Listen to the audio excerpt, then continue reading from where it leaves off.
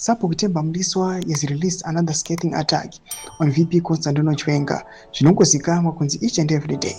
Temba mliswa ari pabasa and ari pacontract yekuataka VP Constantino Chiwenga in wife. But panguva inotokoona there are some lieutenants varikuya vachidefenda VP Constantino Chiwenga. Panguva inei kunyatsokuonekwa kunzi VP Constantino Chiwenga's action inouya yotogwa wotsvaka blame pamusoro any action or any free word raanenge abuditsa muromo make. Sabira mashoko anoda kutogwa panguva inoi naIsaac Makomichi achireply kuna Temba mliswa after I make a post. Don't subscribe or like on the bell icon.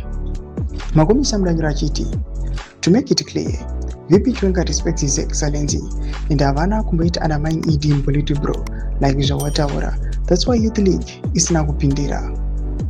VP vaingotaura Mako values of the struggle akaitirwa kuhondo.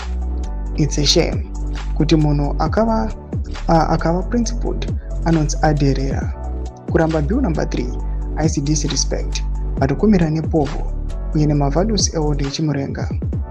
I think une depression sezvo waiti vamwe vana havazi vako manje kuda kana kusada kwako Chiwenga ndiye next president.